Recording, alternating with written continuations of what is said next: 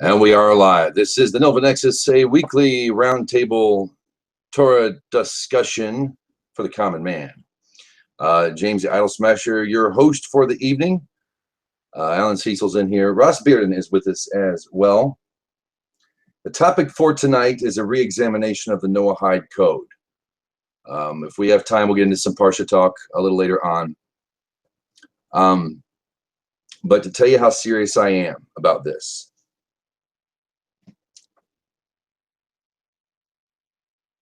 this was given to me years ago. First time I ever walked into a synagogue. So just to tell you how serious I am tonight. I'm not going to wear, I want to wear the old one. Get a few people in here.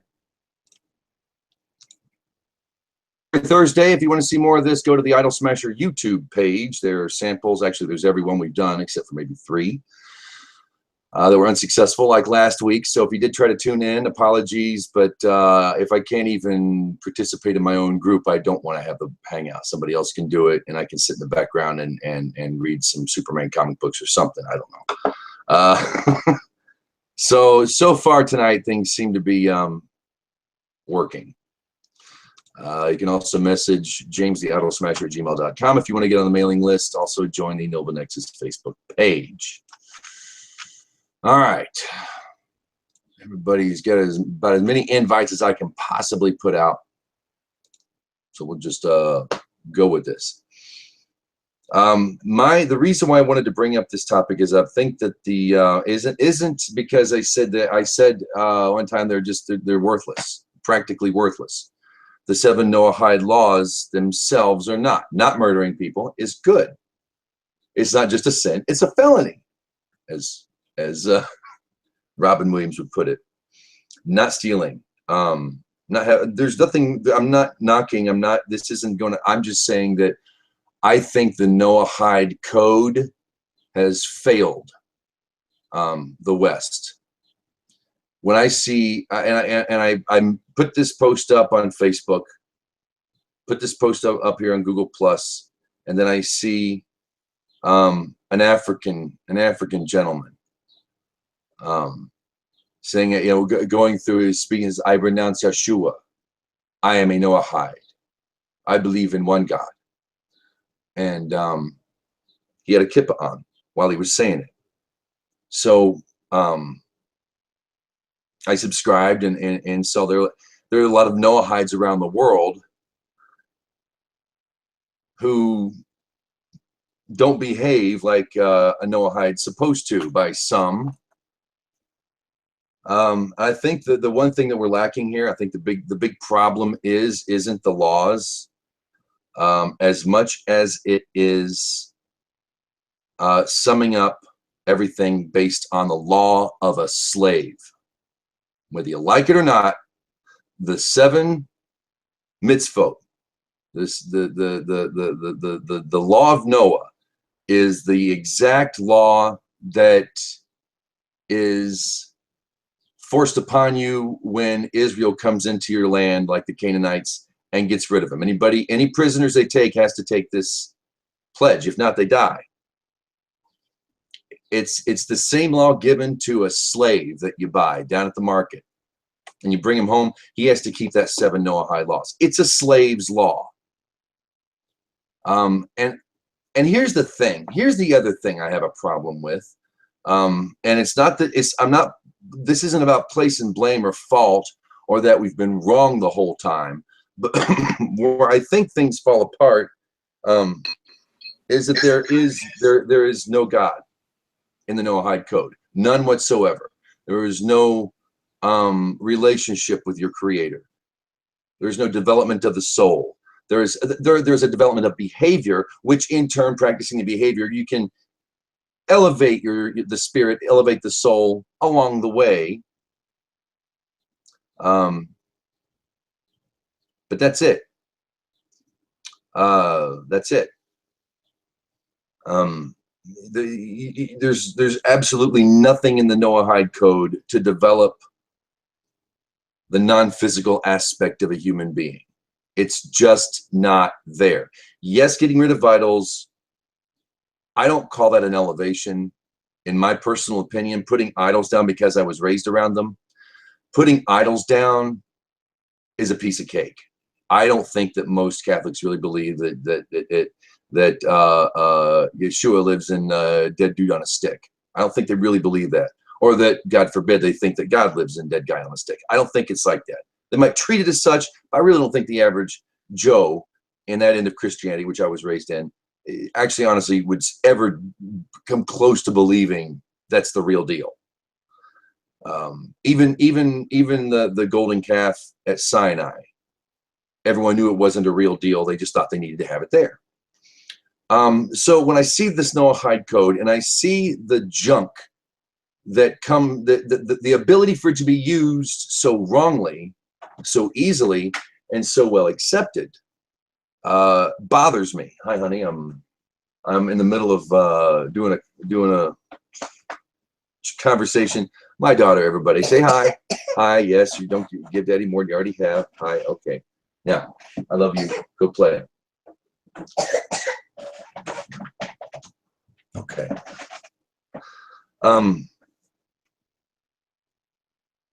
So I think that's the biggest flaw. What I notice about people in who come to or who are seekers. We'll just put it that way.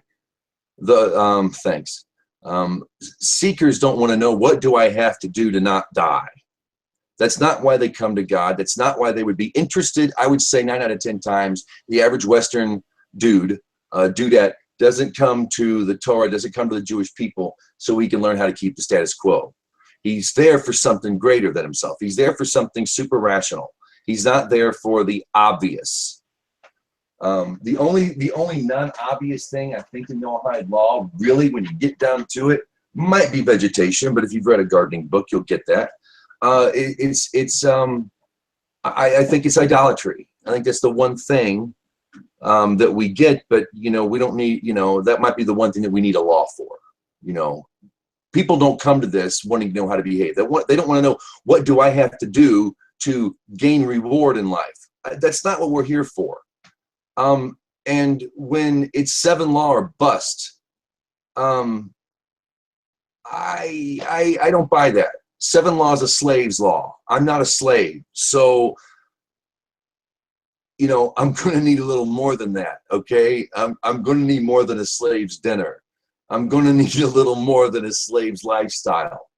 I'm going to need something than 7 don'ts and 1 that you don't have to do nowadays because there's no Sanhedrin, according to some. It's confounded. It's left open to abuse from the get-go. When you have people out there who are diehard Noahides or whatever, well, it's not even a biblical term. I'm sick of that word, and everybody's using it. And like I said, this beautiful human being who says I am a Noahide. I reject. I'm a Noah. What am I supposed to say? But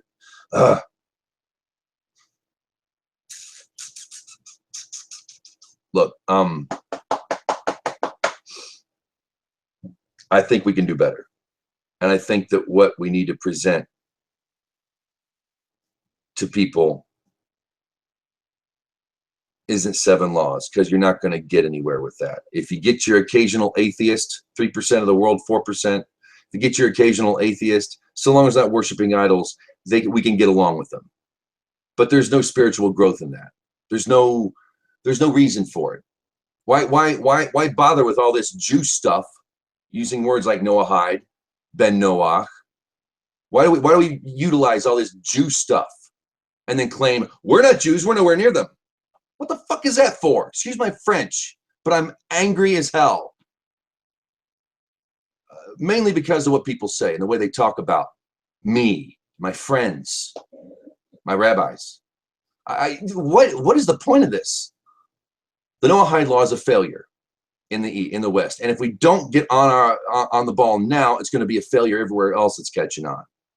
Whether you're talking about Ben Noach, Noahide, Ger, because a lot of people reading around the world this whole Ger thing. That's perfect for me. Because why? Because I need something more than don't do this. After 20 years, I'm not going to be able to implement Noahide law. None of us will. We're not going to be able to go into our local Catholic church, and here comes my 2-year-old Baby, I love you. Mama, help.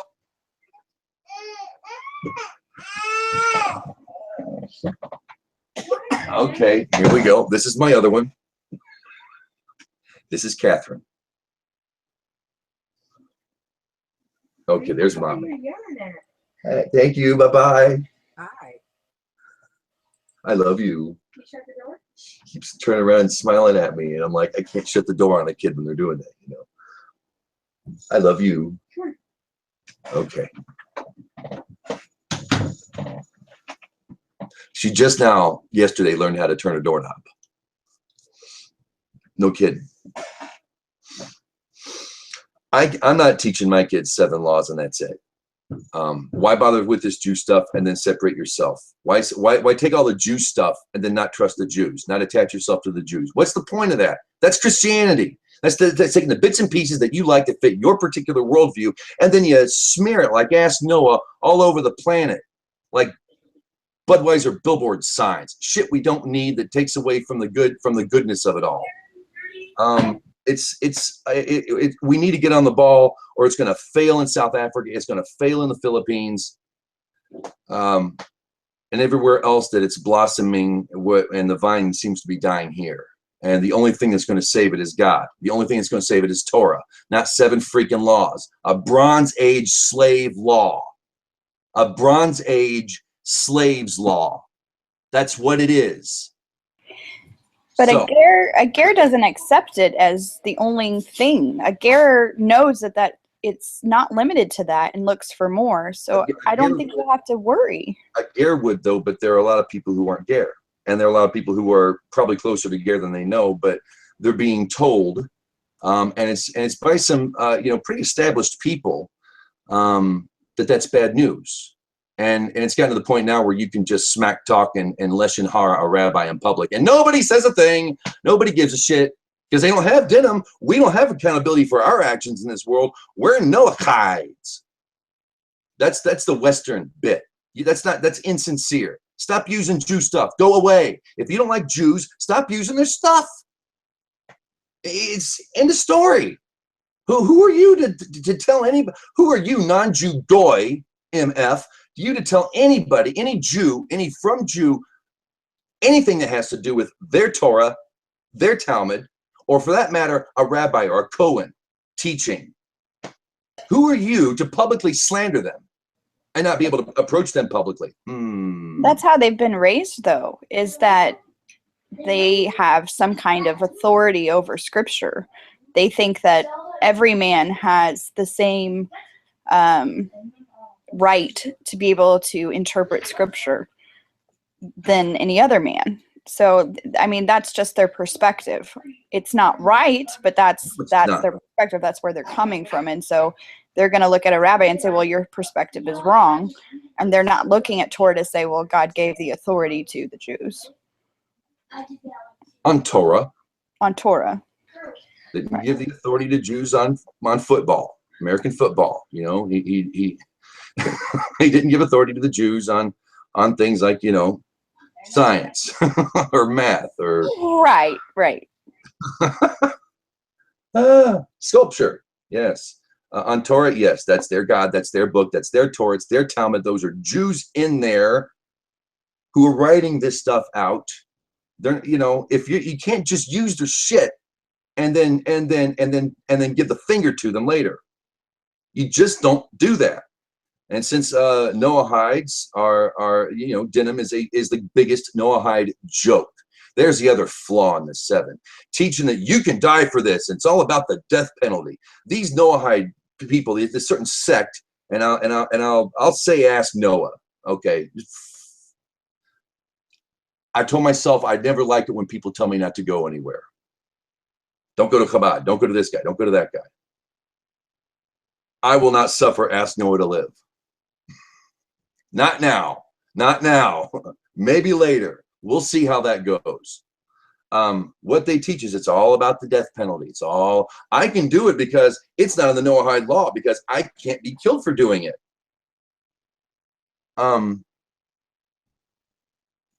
The death penalty, it's that serious. Murder Well, that doesn't include personal injury. Some say it's theft. Some say it's, well, we know it's vague. It's this big vague thing. And since we don't have courts of law, and we don't have to have courts of law, the whole thing's turned into dogma, jargon. Rainbow-colored BS is what it is. You've painted a big old moose turd pie into a rainbow and said, "Here's your religion." That's exactly what's happened. It's useless. It's useless. When they say, "Can he live amongst us? Does he keep the 7 Noahide laws? Will he obey himself? What are you going to be a decent human being around us?" Yes. You watch him. You look at him. You check him out. He seems all right. He can come in. End of story. End of story. The 7 laws stop there. No different than a slave. Why do we want to teach the world to keep a slave's bare minimum, where roadkill is in the diet, the accepted diet? Why would we want to take upon ourselves and teach other to take on the Bronze Age slave law and say that's all that's required of you? People aren't looking for that. They're not going to find God that way. Nobody finds God that way. Nobody. Everybody has to go outside the law to have any kind of meaning in their life. And Torah provides meaning. It's not just there to make Jews behave. Well, I mean, the 7 are the minimum. You have to keep the 7 in the world. So you don't die. Yeah, so they won't kill you when you live among them. But if you seek more, if you have the fear of God in you, then you are seeking more. You're keeping those because you fear Hashem, and you do more because you fear Hashem and you love Hashem. I mean, my point is, though, is this what we want to teach those coming out of religion, or the seekers, the genuine seeker out there? Is this what we want to present to him? Well, I'm a God-fearer. Whatever. Do we really want to just limit them to? I mean, it's not about that. It's like the Torah distilled is not broken down into 7 laws. 7 laws are for everybody. You know, my point that I made, this is what I'm getting at is: do we want to package in a human being, a non-Jewish human being, in this little box of 7, and say that's it? Is that really the best thing that we need to be giving people? But it's a starting place, because as a ger, I mean, as a Noahide, as a human, as a non-Israelite, you have to keep the 7. That's your base. And then beyond that, you can do more, but you don't have to do more. And people need to understand that it's a choice, and you do it because of love. You do it because you love Hashem. You want to be closer to him. You want to reach a higher spiritual connectedness, but not because you have to. It is a choice, and they have to understand that. They have to know that the base is you have to keep the 7, but you may do more. Unfortunately, the Noahides don't teach that. Divine code was very detrimental to me, but because I'm connected with Hashem and he is the one being my mentor, I got to where I needed to go regardless of the Noahide law. So I trust Hashem, and I don't worry. I don't stress. Did you see that video on Amuna today that was on, I don't know who posted it, but it's basically like, if you walk around life and you're stressed out about stuff like this or money or whatever, then you're not trusting that God's got it. He's got it. He's going to take care of it. He's going to make this work. And we can't control everything, and we don't need to stress over everything. I mean, obviously something happened and you're stressed out about it. But I've never really bought the 7 laws. It seemed lacking. Any law where someone can interpret it the way it's being taught to people, they have a sincere, honest belief that there's nothing under the Noahide code that says you can't sucker punch your mother. I am dead serious. If that's your law, I want nothing to freaking do with it. It's not under murder. You're not murdering her. You shouldn't do it. That's bad. Punch your mother. It's not covered under the 7 laws. Well, then what kind of cockamamie horse crap is this? Who's teaching in this stuff? Are you freaking kidding me? Personal injury is not covered under Noahide law. Oh, really? I mean, the rabbis I know never taught that. They disagree, or they'll have different, some say blasphemy, some say it's under theft, some say it's under murder, or would say murder and personal injury. Well, you're stealing their health, right? But is it really coming over to you? Are you gaining health by punching him? Maybe you punched your mother and she didn't bleed, but her tooth cut you. Then you're bleeding from her tooth. I am dead serious. This is how they think of this. This is the thought process and it's popular in certain areas. And I'm just wondering, is this what we really want to package people? This is the template in which you should be, cookie cuttered into, is 7 don'ts, and most people don't do them anyway. Really, when you think about it, nobody's cruel to, I mean, you get your sickos once in a while, yes. Maybe trying to teach people in the hard end of Christianity, like I was raised, don't bow down to statues. Stop that. That's about it. Blasphemy is obvious, especially to the seeker. That, nobody murders. Nobody, you know better than a murder. You know better than take your man's wife, or have it with a cow. You know better than to rip a leg off a live donkey and start chewing down on it. This is the 21st century. Why should we be selling a Bronze Age slaves law to the modern man as your ticket to heaven? That's wrong. I don't get it. I think we need something better.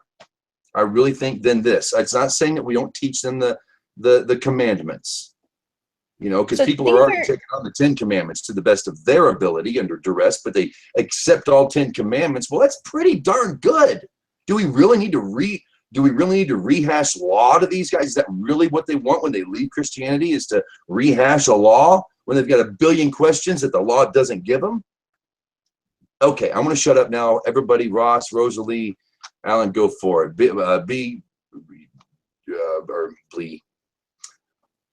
Brookie Lee. So these are people trying to find ways around these laws to make it acceptable to behave this way. I would not dare to suggest that straight up. It makes a lot of sense to me. I mean, or they really, at all, unless you are trying to seek some kind of. I mean, when you're looking at the 7 at that point, it's Noahide law. It's coming from the Jews. You know that God is the one behind, in charge at that point. If it's a Noahide law, right?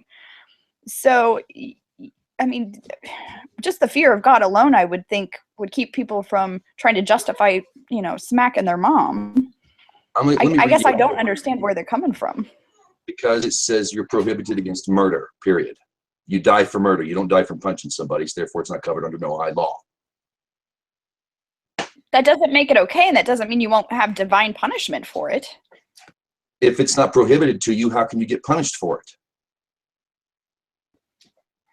See what I mean? Exactly. Yeah. If it's not prohibited, you punch your mom, you're going to be in trouble. Well, maybe from mom, but she doesn't have a right. If this is Noahide law, since it says murder and you're not covered. See, and this is what, and the rabbis apparently say it's the death penalty for all of them. A Noahide can't make good if he steals. Well, what kind of law is that? Who wants to live under a crap law like that?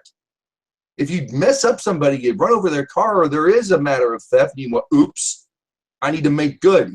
I want to make good on what I did wrong. And Noahide doesn't have that chance under Noahide law. Let me read you something. Quote, get with the program. The Gerings, Gerrings, are a cult. There is no other way to put it. The only way to get ger is to get rid of it. Toss the beanies. That's why I wore my yarmulke today. See, given to me by a Jew. When I saw my first Torah scroll in my first synagogue, I've had this thing for over 20 years now. The Jews are not supposed to schmooze with non-Jews according to the constructed rabbinic fiction, or what the rest of us call halakha. You're not a Jew, you're a Noahide, start acting like one. Yuck. What do you think of that? What do y'all think of that? Well, it sounds like it. Go ahead. No, you go ahead, Ross. Oh, going back to where you were, okay. No prohibition against sucker punching your mother. Well, I'll tell you what. If that's not good enough for you, step just one little step further and read where it says honor your mother and father. Is there anybody on this planet that would dare tell you not to show them some respect?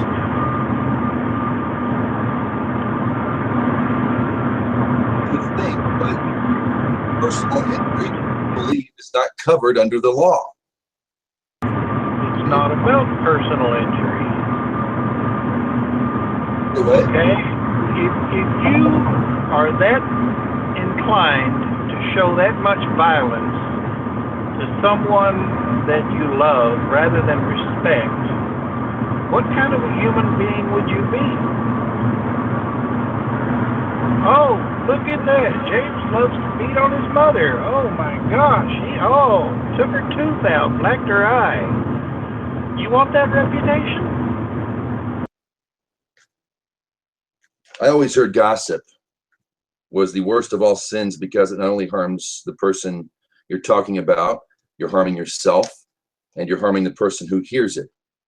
And yet, the going teaching is that Lashon Hara, evil speech, gossip, particularly gossip, but people use Lashon Hara to include a lot of evil speech, is not covered under Noahide law. So I can slander.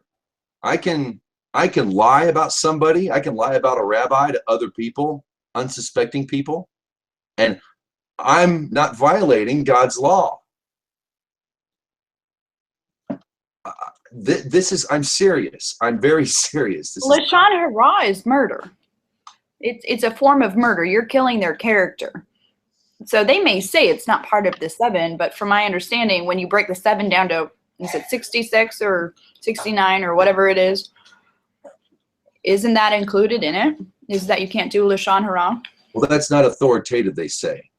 That's not actually in the oral law. That's commentary. That's somebody else's opinion. Because it's logical. but you're only prohibited. See, you're only prohibited from murder, according to these guys. This is why I don't think we should be separating Torah into the Jewish section and the non-Jewish section, particularly because if God speaks of murder in the Torah, unless it's specifically mentioned, where does it not have to do with another person, with everybody? What value, when it's eye for an eye, tooth for a tooth? I believe that's, what makes a Jew's tooth worth more than a Noahide's? They say that whenever, and even Moshe Weiner, when he talks about personal injury and Lashon Hara, he's using sources that when I read them make perfect sense that they would apply to anybody. Apparently, it's not specifically for non-Jews. You have to go to places where it's not mentioned in the Jewish section. And that's not what it's about. If theft is against the law, and anytime Torah mentions theft, what makes that law different for a Jew than a Gentile? Seriously. Really. I'm not talking I'm not talking what the punishment for it. I'm talking about what makes a Jew stealing from anybody any different than a non-Jew stealing from anybody. How is that separated? How can you, in your right mind and in your heart of hearts, teach people, support people for years of this? That only applies to Jews. That doesn't apply to you. And anytime a rabbi says something, all they have to do is say, well, it's not in the Talmud. It's not in the oral law. There's nothing that specifically says non-Jews are prohibited from punching somebody, sucker punching the guy on the street. There's no law prohibiting them from that. These are people who hate Jews. They don't know they hate Jews. They hate them. And any Jew who would support them only supports them because they hate non-Jews. Or maybe they are self-hating Jews. I don't know. It's because they don't like them. You heard that quote that I read. I'm not going to tell you the author. Travis, welcome back. Shalom. But this right here, get rid of this. I don't want to get rid of it. I like it. Right? And when that offends people, and it has before, that's when I go and get my Shrine Circus Fez, and then I have a blast because they're just steaming on the other side of the screen. No. How dare you wear a fez?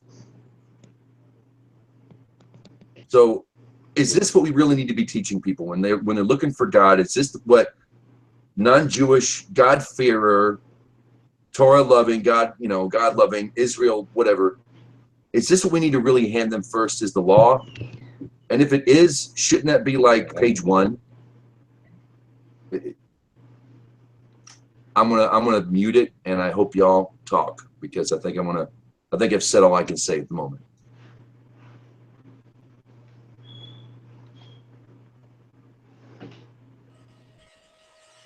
I can read you other people's Am I stuff. coming through? Yes, ma'am. There you are. Am I coming through? Okay, because I'm not showing that I am. My computer did an update, and I lost my stereo ability, and I wasn't sure if I had microphone ability or not. So, wow. I would like to say that if you look at when people come out of Christianity, make them Noahides, and just tell them that they know they have to go through this and get comfortable by getting rid of their knowledge of Christianity and how they think and learn, and the 7 is the basis. Then they can move up to Ger, or move up to trying to go to Ger. That's the only thing that I can think of. Sorry, I do have microphone. Sorry. Okay.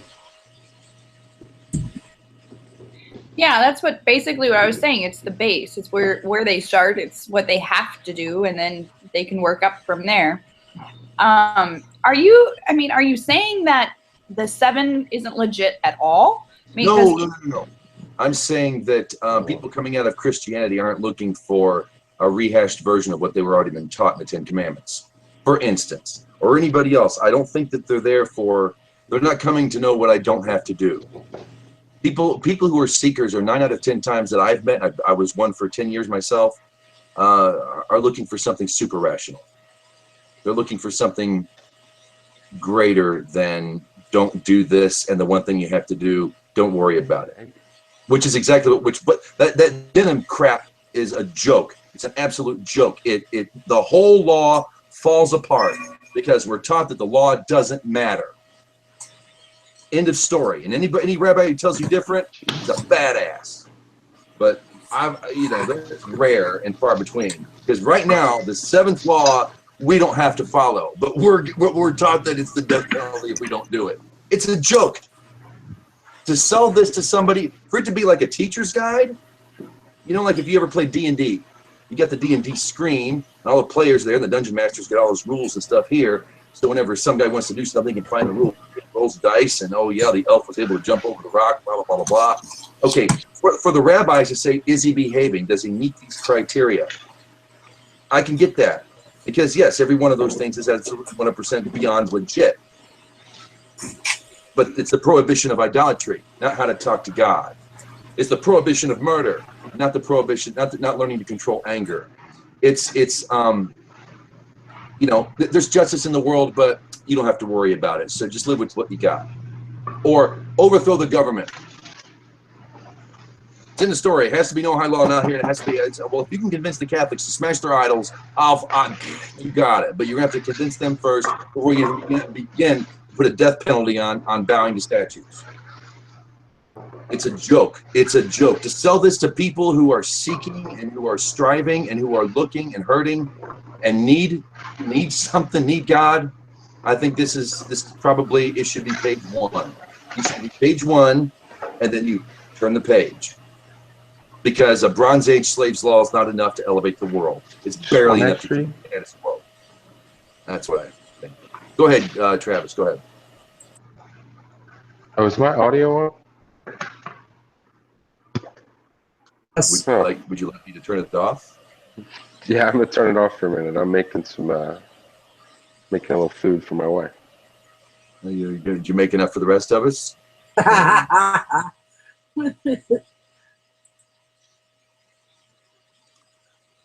I'm not knocking it. Like I said, my heart blossoms when I see people around the world saying putting on kippas, saying they reject what's his face, and I'm a Noahide. I've, and they stand tall and proud and say it.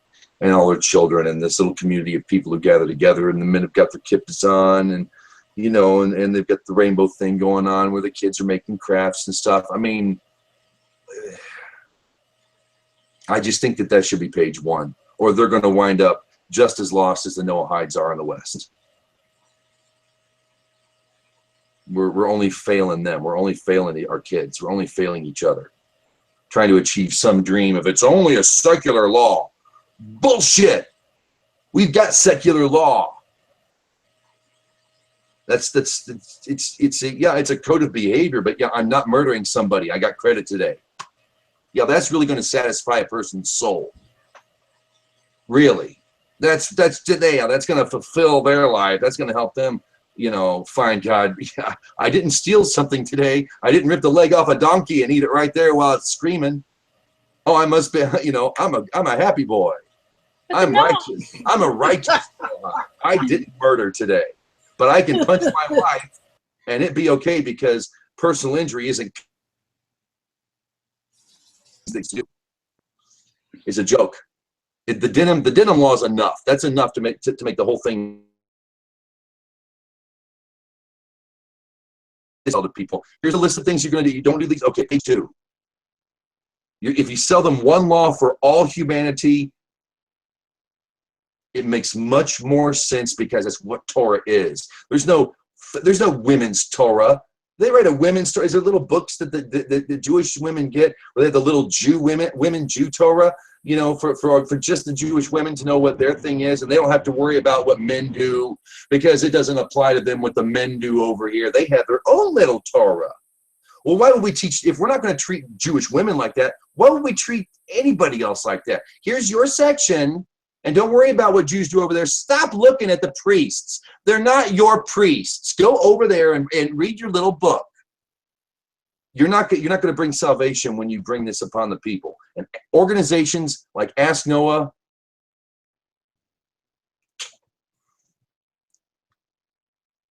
you heard me. You heard me. Yeah, I said it. I said it. Okay, so you're talking about the fact that it's one Torah, and even though there are different laws that women have to do that men don't have to do, like mikvah after a nidah, because man doesn't have a nidah. So even though there are different laws, it's one Torah, and you're saying we should be teaching it as one Torah?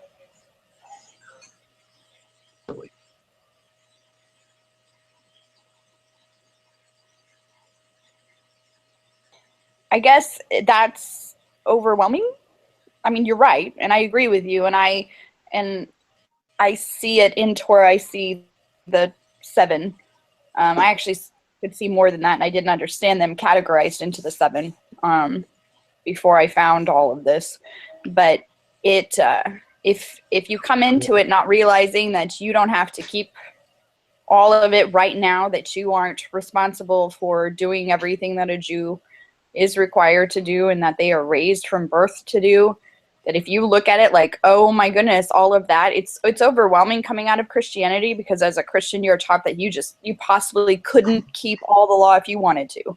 Okay. And so to come into it and think you have to keep it all, you would think of yourself as a failure, and you may not even try. What I'm fighting here is the need to break a human being down into 7 laws that don't matter, or 7 laws that might tickle you a little bit, might touch on a part of you that you might need to work on a bit. Stop bowing to the statue every week. Stop praying to the dead. It's a slave's law. You can be an atheist slave and keep that law. It just doesn't. But I think that's the point. I mean, that's the point, is that you're not condemning these people who don't know any better for not keeping more Torah, for not being more righteous, because they don't know any better. And so you're like, well, look, if you're keeping the 7, you're at least a decent human being. Well, I mean, I guess if you're punching your wife, you're not. But if you're keeping the 7, that's a good place to start, and let's refine you from there. It's a place to start for people coming out. when you read the Torah, you're not going to say the Cohen gets to do this. That's a whole chapter on priestly stuff. And yeah, a good deal of it, yes, sure, anybody could learn from and apply that wisdom to their life. But building the Mishkan, there's some things, the priest's law. Are you kidding me? We can't say that's upon them. If we don't separate the woman's Torah, why should we separate the non-Jewish Torah? When it's one book, it's one book, if you will. It's one text. It's one prophecy. It's written to save the world. In the end, that's what it's there for, to repair the world. Well, because you can't see the stranger's law in Torah unless you understand that it's not a convert. Well, it's not you go to your. Okay. What? Yeah, it's just okay. Strangers. I guess you can say strangers' law, sure. But if people are seeking, you get rid of idolaters, but then what? You get rid of idols, but then what? You're not taught. There's no prayer, for instance. There's no proper way to teach you how to talk to God in the Noahide code. Well, you need to believe in God. Then I would question. See, that's something I'm having a hard time with, because, what's the right way to pray? Because if you look at the Siddur, it's a Jewish prayer. It's meant for. They are verses out of the Bible, mainly out of Psalms and Deuteronomy, and all through the 5 books of the Torah.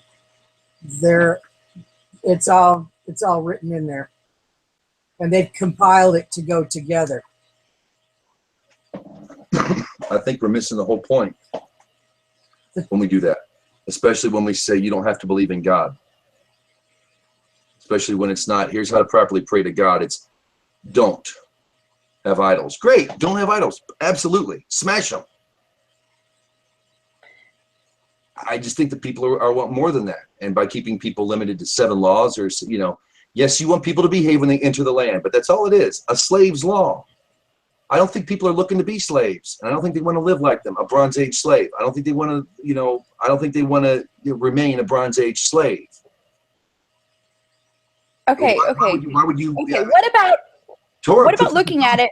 People who are never introduced to the law. They don't know the 7 Noahide laws, but you're looking at people who are ruling the world, who are passing judgment, and how they're ruling the world. They're going to rule the world based off of these 7 laws, and that is kosher. Basically, it's saying that, if you don't kill people, then you're not punishable, and that's moral. That you are governing people who are not of your religion, do not know the Noahide code because it's a religious thing, but because it's a moral thing. I see it as more of that. Like, God is not judging people who don't know more than just being moral. They don't have access to Torah.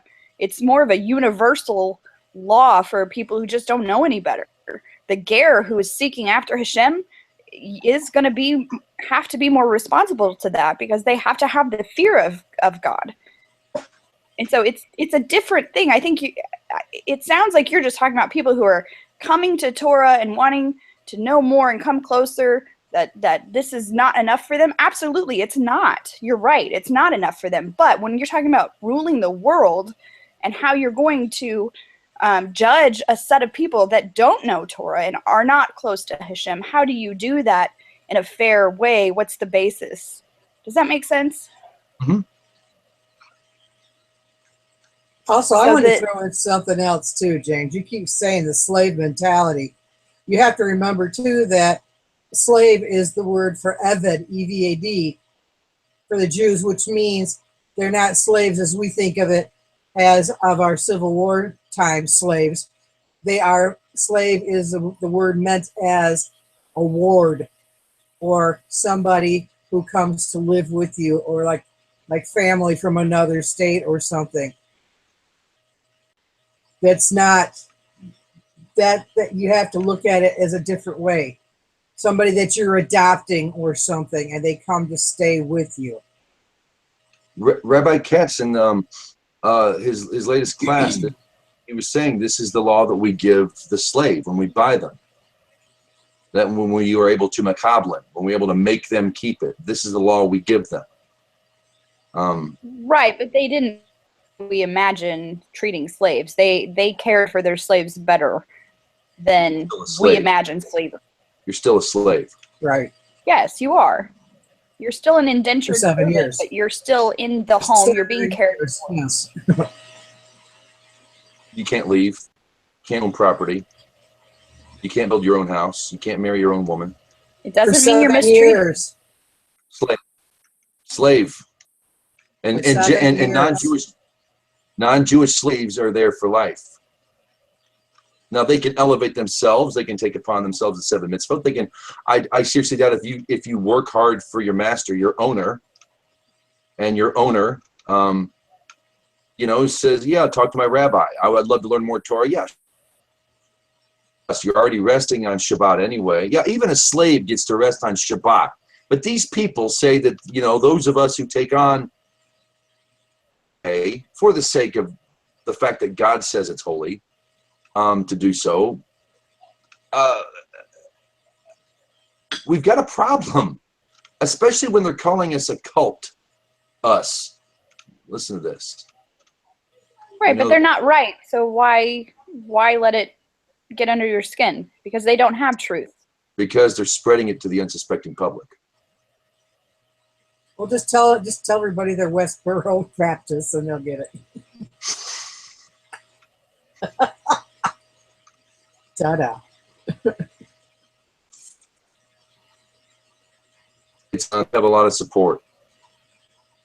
That kind of thinking is actually very popular.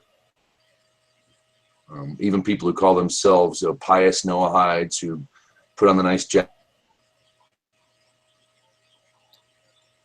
and look like Mormons, nice clean shirts, and this is what they spread, and this is what they teach. Oh, it's Christianity is popular, and Muslims are popular, and we're not going to go take on Christianity. But if they're using Torah and Talmud to buffalo people, well, I mean, Hebrew roots are doing that. Messianic Jews are doing that. Yeah, but they usually have enough respect for other. You don't hear Messianic Jews talking smack on a rabbi or talking smack on man's students. They're nicer about it. Like I said, even the pagan knows not to do harm. Don't give me this. We need to have that law to. No, the law doesn't provide anything for anybody. The law just keeps you from being killed. I disagree, because Messianic Jews and Hebrew roots Jews don't have any respect for rabbis at all, because they say they're wrong. I've never heard of it. Against their doctrine. I mean, they're teaching that Jesus is the Messiah, and that's completely contradicting every rabbi. So, I mean, they may not be doing it in a hateful, blatant way, but the anti-Semitism that is in Christianity and in Hebrew roots and in Messianic Jewishness is totally there. It's extremely anti-Semitic, but the people don't realize it. They live their life that way, but they don't realize it. I never got that from Jews for Jesus. I never got anti-Semitism. I found posers. Well, let's think about it. The Jews crucified Christ. They're the ones who convinced Pilate to put him on the cross. They're the ones who were responsible for it. Jews are vipers and snakes. I mean, that's New Testament. You can't trust a Jew according to anybody who believes in Christ. That's part of why would they take on the mitzvot and call themselves Jews? Because Jesus was a Jew. So not all Jews are, well, no, the Jews on this earth are wrong, but Jesus the Jew was correct. So they're trying to emulate Christ, or Jesus. They're trying to emulate Jesus, but so it's twisted. It's totally twisted, but it is anti-Semitic. They're not listening to rabbis most of the time. When we were in Hebrew roots, the short time, 3 or 4 months we were part of that, they weren't showing us rabbis. They were showing us their Christian skew of Torah. They were fitting Jesus into Torah, and every single place they were trying to fit him in, and we were like, well, I don't see that. And they're like, well, that's because it's beyond you. It's a shadow. Yeah. It's a shadow. Like, here, you say it. I'm not going to say it. Here's Kevin. This is my husband. Hey. My husband. Shalom. Shalom. Hey, even take Zechariah. What is it? 8:10. I think it's. At the end of days, 10 people of every nation will grab the shirt of a Jew and say, "Let us, go with you because we know you know God." They even say, "Well, the shirt of a Jew. Well, that grabbing onto Jesus because he was a Jew." Well, of course they say Yeshua, but because that's a whole real messianic thing. But I'm going, oh my goodness, guys! You're reading so much into this. They skew it so far. No, they've gray mattered it. Right. We have been ACLU'd to death. Right. Think about it that way, and it makes sense. I've never heard them, like, we've become a hobby to a lot of these people who seem to favor Ask Noah. Ask Noah's got a nice little page on there about Rabbi Katz. I don't like it. Or about the whole thing. It's sick. Then don't go there. No, I Right. don't, but we have enemies. Let it go. We have enemies. No, the closer to God, the more they hate you. Yeah.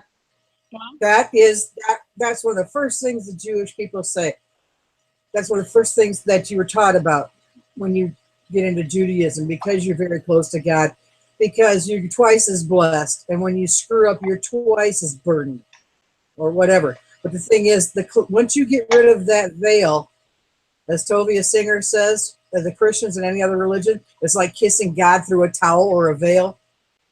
Once that veil is gone, it's very, very obvious. And So basically, go ahead. that's why you lose a lot of your friends, a lot of your family support, and everything else. Not because you've left Christianity, it's because something holy in you has taken a hold of you. And that's where it comes from. I've never heard it quite like that. Thank you, Rosalie. You're welcome. As long as you go ahead.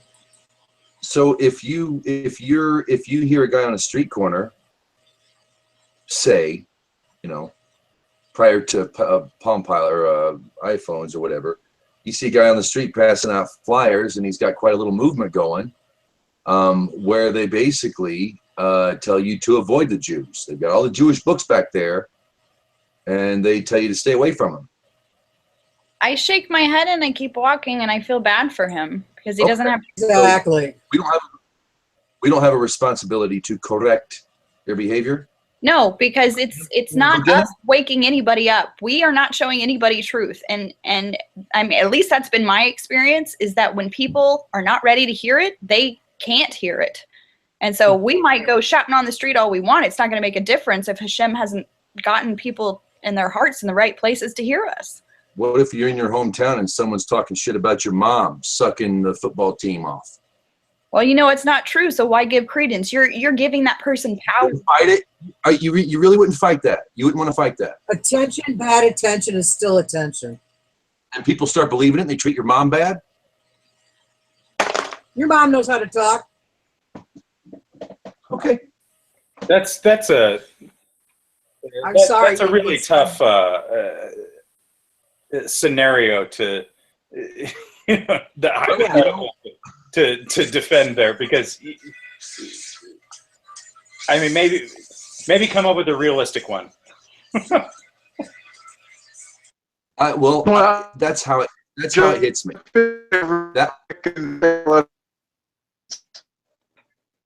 You're breaking up, dude. It was like that. It sounds like a reverb breakup. You know what I'm saying?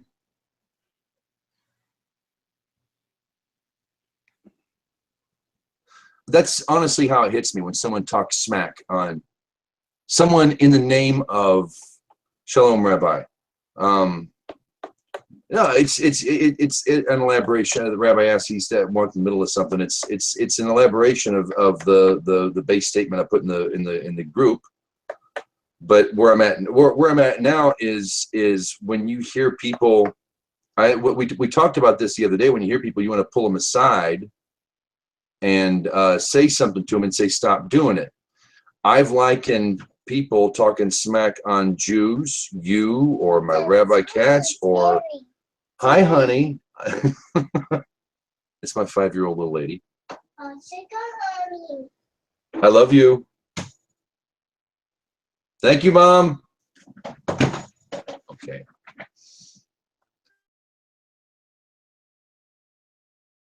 It's like you're talking smack about her. That's what it feels like to me personally.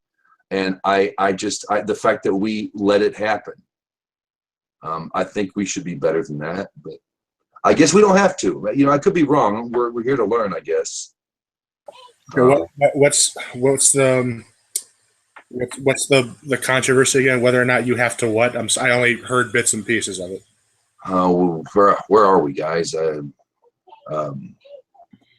Ask Noah has been saying nasty things about Rabbi Katz and about the Ger movement, and how we should just be Noahides, good little Noahides, keeping the 7, and that also means that you can punch your wife because none of, yeah, it's apparently not. There are Noahides out there. We talked about this, Rabbi Gav. Sorry, we talked about this where they're and we say they're stupid, but when they're actually out spreading this publicly, is there no den for the? Is there no? It's like, and then I brought up the scenario is, well, what if someone's spending around that your mom gives it to the football team, and well, we know it's not true. We can ignore them, and yet they start treating your mom different. Should you not stand up for her? Well, you should, but you should not make a huge public spectacle of it. But here's my thing: in this particular scenario you just outlined with Ask Noah, forgive me, is Ask Noah a person or is this an organization? It's a website organization. Okay. Yeah, and they say that they've the cult thing, and just with blogs of people lately who have picked on some friends of mine. It's like they're It's old. Huh? It gets old. It gets real old, and Here's my thing. These people. Okay. First of all, and on one issue, do I think it's of paramount importance to publicly contradict them and do some type of battle with them on social media? No, I do not. Let these people drown in their own poison. And if that's not too hyperbolic for you, I'll narrow down my position on it. I'll narrow down my position on it even further. These people, if they honestly think it's appropriate, or if there is not any type of negative ramification or any negative moral value to beating your wife or whatever, they're not good Noahides. They're good psychopaths. And people who are honest and who actually look into these issues and do their research and actually ask around instead of blindly believing them will soon know that, and they'll drown in their own poison. I agree. And if people don't see that, then they're at the same level, and they are just wanting to live in the depraved state that they're in. So if it's popular, like you're saying, James, that's just because that's where their hearts already are. People who are seeking Hashem are not going to accept that as okay. I can almost give it to Christian folk because they're brought up learning that, Jews are under the influence of Satan, who are the evil one who rules this world. I can get that. Or I can get when you're raised in Islam to think that, the Jews have corrupted, changed, or rewrote, or whatever the Torah. I can get why you would, but when you borrow from Jewish sources and you use good men's name to spread depravity, I have a problem with that. There's no paramount importance to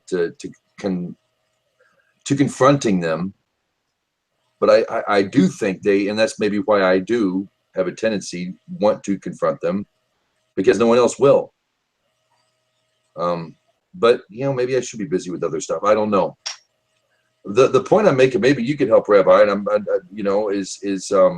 I called it a slave's law. The Noahide law is the law of the slave. Like you were sold off, and when the Jew buys you, you come home, and this is the rules of the household that you must live under. The funny thing is a slave is obligated in so much more. That's another discussion for another time. But the reality is, look, this is what I tell people. On a base level, the Noahide code, just the standard 7, not any of the other categories that go into the 7, just the standard 7 is a starting point. It is not an ending point. If that's your ending point, it was a starting point 3,200 years ago for Bronze Age, barely human, 10 hairs away from being baboons, cavemen. Okay? That's really all it is. The base 7 is 4. Moving beyond that, there is a potential and opportunity for a much higher elevation of moral and ethical behavior that every human being should strive for. And if they're not, it doesn't say very much about them. Thank you for that too. Yeah. Totally. My gig is maybe we've gone about it the wrong way. I've never really fully bought the 7. It was more than easy to accept them at this point.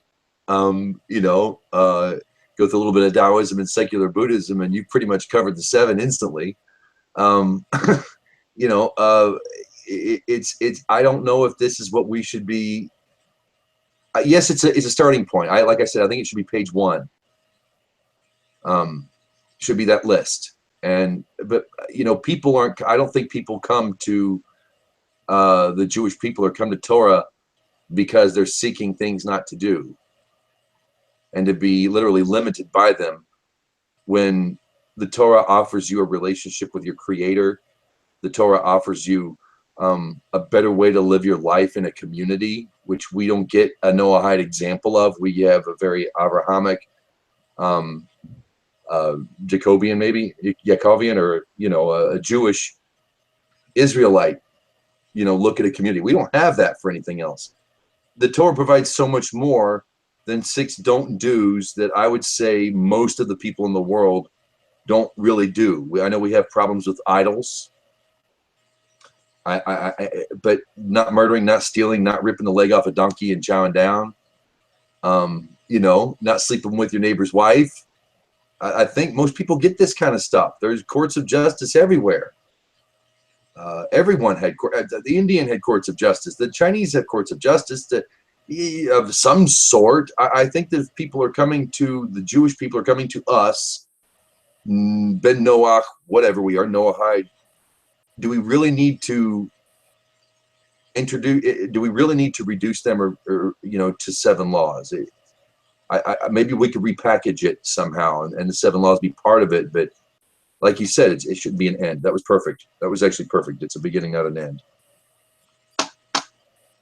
Maybe we should see it for what it is. We're modern people. We've evolved. I think we've gotten better in a lot of ways. We have the same problems, same demons, but I think we do a lot better to conquer them than we did 500 years ago or 1,000 years ago. We're getting better, in a lot of ways. So I can semi disagree with that. Hey, we can talk smack on Jews on the internet in the name of Jeebus, but we're not out publicly torturing them and spreading pamphlets around on the street that they take your Gentile baby and drain their blood for Passover. They did that 100 years ago or 1,000 years ago. That was common to talk about Jews like that. I think we've gotten better. I really do. I think we've evolved. The demons are there, but I think we handle them better. I could be wrong. Anyway, there are people in the world, in this part of the world especially, that still believe that and still say that. Wait a minute. Still believe what and say what? I'm sorry. That we steal children to use their blood for Passover, matzah, and stuff like that. A lot of people in Islamic countries believe that.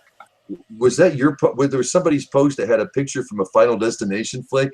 If you're not familiar with Final Destination, they're films that go over the top in gore for the sake of going over the top in gore. And they showed it was a still frame of a shot from a movie, a really gory, very well done, gory shot, and said it was this is what, you know, Americans or what Jews do. I don't remember if it was Americans or Jews, but this is what they do to people. And it was a shot from a movie. So yeah, I see that. I saw that recently. Yeah, you're right. Yeah, but it's not as rampant all over the world, in the West anyway. And I'm concerned with the West because I see these. I saw a fella from Africa, and he's like, I gave up. You know, I gave up Yeshua, and I am now a Noahide. And he said it with such pride, and he had a kippah on when he said it. And you subscribe to him, and he's got like pictures of his family and the whole community of all these little kids, and they're all wearing kippahs and claiming Noahide, and they're emulating the Jews. And there are people who just who shame that, and who preach against it, and use Talmud and use Torah to do it. And my thing is, I mean, that like warms. That's the kind of thing that makes you, you know, kind of brings a tear to your eye. That's heartwarming stuff. And here we have people in the West, and we wonder, why does the Noahide thing not working in the West anymore? How come it's failing? And of course, what do these people say? It's the rabbis' fault. The rabbis, blah, blah, blah, blah, blah. It's anti-Semitic Noahidism. I'll say it right there. I said it. Okay. They're anti-Semites. If you don't like Jews, and if you don't want to hang around Jews, and you want to tell other people not to hang around Jews, or if they want to emulate them for the sake of heaven, then stop using their stuff. Give it back. Write your own damn thing and go do your own thing. It's America. You're free to do that here. But don't be, I would, you know, give that stuff back. That ain't yours. As you can tell, I'm a bit steamed about the subject. You know, I couldn't tell. Sorry, my sarcasm is showing. That was perfect timing. You're at a sarcasm beach. Don't The cover. one thing that really bothered me, I saw on the news either yesterday or this morning, is this when the Secretary of Education came to the college to give a commencement speech. It was either college or the religious ceremony, and there were so many. There were so many disrespectful people there. It was just unreal, and it's like they're sitting there just because what they heard on the news, and they reacted like that. They took their commencement and turned it into a political news thing, and I would just thought of the poor people who were trying to get through their college. Remember something really good that they did in their life, and here you've got all these people sitting there booing and jeering and literally being assholes for their own commencement. That really did not set well with me at all. And what you're kind of saying is kind of the same thing, and it kind of ties in. It's like there's a lot of hatred out there and a lot of hatred, and they just don't know when to stop, because that's what they're being taught as the norm. Well, these are college graduates, high school. It's like, no, it's not a good thing.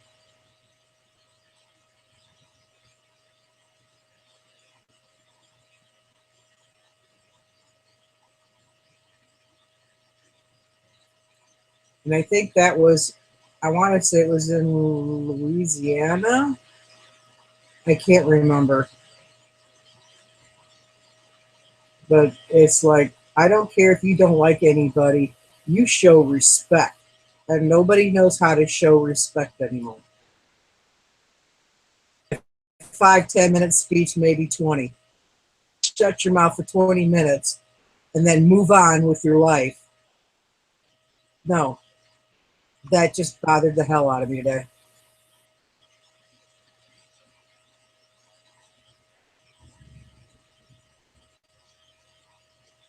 Anti-Semitism always does kind of bug me. I think it's so close to home, you know? There's a brilliance to some of them in so many ways, in the way they approach the law, and the way they approach, you know, the subject. And it's not Torah, it's 7 laws. But But like I said, the 7 laws aren't going to teach you how to talk to God.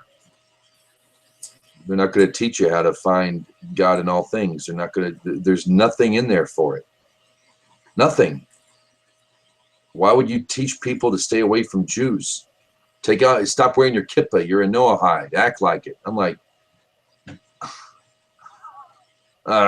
man. Why do Christians teach their children that Jesus is the way and you don't have to listen to God? Because that's what they were taught. Exactly. Well, who's teaching these people this stuff? The fire and brimstone guys. They can't get mad if I walk up and shake offshoots. their face. Punch them right in the jaw. What are they going to do? No, Nothing. Personal like injury, I said, dude. when I left Christianity, Virginia, I told you, I had an upstart new minister want to take a swing at me one night. No way. Oh yeah, he come up there and he was introducing himself. He was introducing himself around. He was a new minister, and he had his like 5-year-old daughter with him and his brother-in-law or somebody with him, and they were door knocking. And they came to my house. Yeah. I turned around and told them, "Well, I'm glad you stopped by. I hope you have nice visits with everybody, but I am not a Christian. I am following Torah." And this guy came unglued. He left. No, I'm not kidding. I said, he left and came back and he started arguing with me. Now, there's a little 5-year-old girl here too. And he came back. He left. He came back 3 times. I said, dude, it is cold outside. Your daughter really is not dressed for this. And you really do not want to teach this lesson to your daughter as seeing her dad mad and wanting to take a swing at somebody. The brother-in-law took the daughter down. I just stood there. He walked back up my driveway again, got halfway there, and whatever words I had to say must have sunk. My neighbor's light came on. That's what it was. And he took off, and I'd never seen him again. And it's like, do you think that I have a problem following Jesus? You bet I do. Do you think the Torah is the right way? Closer to God, the more people come out and are angry with you. So that's why I said what I did. Hey, Gav. Well, that might be why we're taken away and we're off by ourselves as we are learning. People say it's our experience of going out into the wilderness, right, as scares.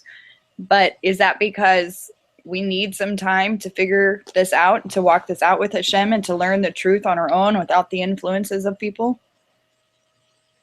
Because if we are surrounded by them, their anger would stifle us, possibly. I mean, if that was your minister at church and that was what you knew and that was the person you were going to for advice and they became hostile. I have a good friend who that happened. They basically chased her out of her congregation she grew up in because she was asking questions. Yep. And it hurt her. It didn't break her because she had other Ger support, but it was a very hard thing to have a minister just tell you that you're wrong and they can't point to scripture. And those attacks are hard to deal with. And so if you're taken away from everything that you know and you're put into a place of exile by yourself to where you can cultivate that knowledge of Torah, it's even though we're alone, and that's hard. It makes you work harder for it too. Yeah, it does make you work harder, but it's a safer environment. One of the things that I did learn was from, may his memory been blessed, is David Winowitz. He came onto Facebook, quote, as the Facebooker Rabbi. He was the first rabbi that I came across when I came out. And he said there's a lot of Jewish people in this because it's a Jewish site. So I will invite you to listen and to learn, add your input, because I'm here mainly for the Jewish people. But that was probably some of the best advice I'd ever gotten, because it made me shut up. It made me listen to what they were talking about and to learn things.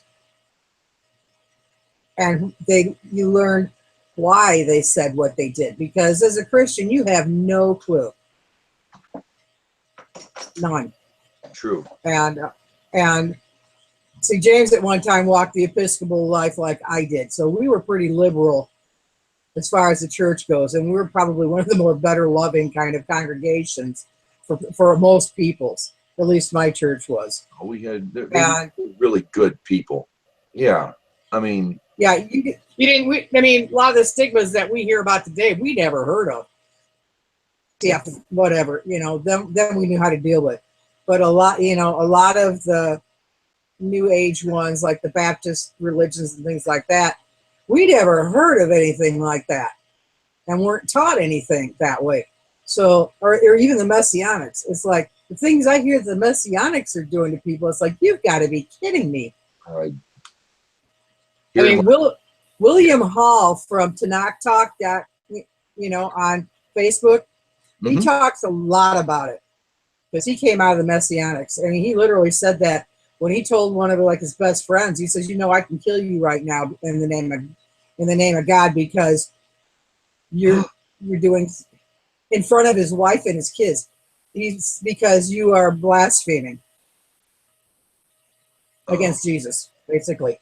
And this is in his own home, in front of his kids and his wife.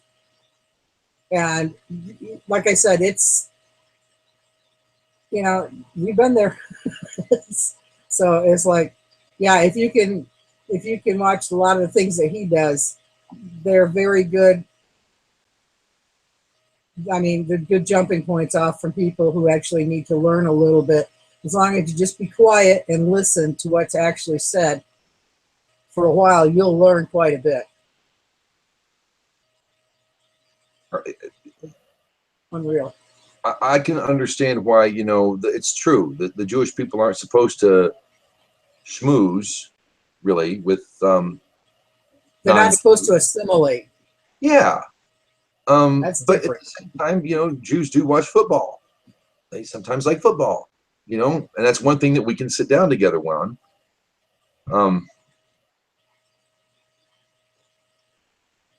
I guess it's coming down. What I'm getting here is I'm really seeing it's fine tuning. It's anti-Semitism, and I really don't. Well, the reason a lot of the Jewish people stay away from Christians is because of that hatred over the centuries. Sure. And what the Christians have done to the Jews. That's a lot of it. Yeah. And when you're brought up in your household, when you're brought up in a household that teaches this in a Jewish household, protection and out of love. So they're very wary of Christians. And you'll run into that. But the Christians don't necessarily realize how anti-Semitic they are. I didn't realize how anti-Semitic I was until I wasn't anymore. I didn't realize. No, I didn't realize how much the New Testament had skewed my vision of the Jews, of the, I guess, rabbis' opinions. Rabbis' opinions, until I needed their knowledge because they had the truth. Until I figured out they had the truth, I thought they just didn't. I thought they were corrupted men like lots of other men. It wasn't that I hated them. It was just that they didn't have the truth. So, well, see, I was blessed in a way too that the minister that I had lived next door to the local rabbi. So they all got along and everybody got to know him, and we, and their family and some of their congregations. So our church literally did not have that stigma against the Jews. What did you think of Caiaphas? What did you think of the high priest in Matthew, Caiaphas? Did you like him? You weren't supposed to. Well, it didn't pertain to me. Jews didn't like him either. To the New Testament. No, but that's what you believed in. So you had an opinion about the Jews of the New Testament. Did you think that the ones who crucified Jesus were good or bad? Well, see, I don't believe the Jews crucified him. The Romans did. The Romans were the ones that did the nailing and all that. Pilate washed his hands of taking responsibility for it. Yeah, but nailed him up there. Yeah, but that's right. But he came down within a day, so it's all good, right? Gav, what were you going to say? Well, one thing I'd like to chime in here is that most Jews in the first century also hated Caiaphas. Yeah. And they also hated Jews who worked for the Romans and who were very corrupt. So, I mean, that argument doesn't. What I wanted to go back to earlier was in 21st century, especially America, I'm not so concerned about Christian anti-Semitism. The church has changed a lot between the middle of the 20th century and today. I'm not saying it's perfect, but it's changed a lot. What I really, really fear is hard leftist anti-Semitism and Islamic anti-Semitism. The one is endemic in American academia, and it's seeping into the common culture very, very subtly. And the other one, which is thankfully not so present in America, it's present here and in this general neighborhood, is absolutely genocidal. I mean, Islamists and jihadists, the most radical of Muslims, view us pretty much the same way that Nazis viewed us. We're people that need to be wiped out completely or converted, one of the two. Right. And on a global scale, that's a bigger problem. But I think the issue that James is dealing with is just the fact that you've got Noahides who are anti-Semitic because of their Christian upbringing, because the only view they have of the modern Jew is Caiaphas and those corrupt Jews of the New Testament. Because of that, they're attacking anybody who wants to go beyond the 7 Noahide.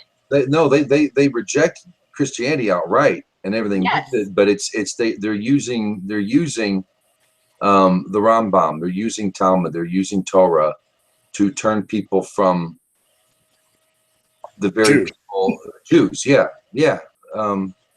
And that's I would think that would be dangerous. But perhaps that poison needs to. Maybe they need to swim in it. I would just hate that good people would come to them first and hear this stuff.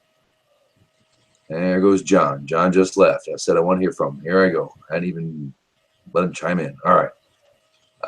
It is a personal struggle, but I don't think that I'm alone in this, and I'm a little concerned that it doesn't seem to bother anybody. I guess, is it because the Jews have got thicker skin? You guys have been through more, that this kind of stuff wouldn't bother you too much. I don't know. I was like, people's ignorance is not my problem. Thank you.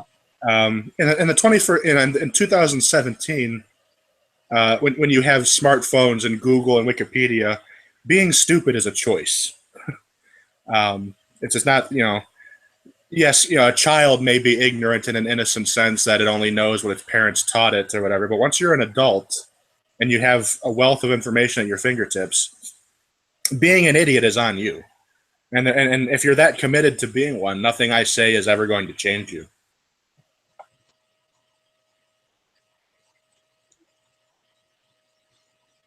But no, I mean, generally speaking, people like the type of Noahides you're talking about, I don't want to mention any names. People like that, no, really, they don't offend or bother me. They don't scare me either. I've had people physically attack me for being Jewish before. People who say dumb stuff on the internet don't bother me. John, are you here, sir? Yochanan has returned. And his microphone is off, and there he goes. Okay.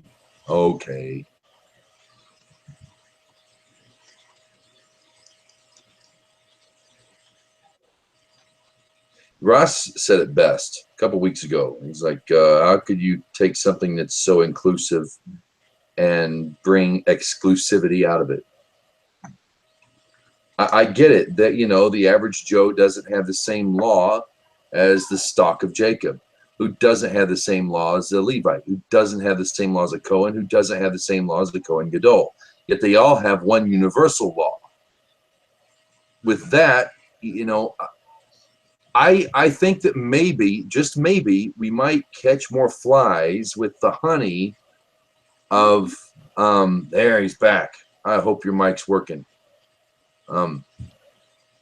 When you get at work in China. Yeah, what's going on? How you doing, James? Can you hear me all right?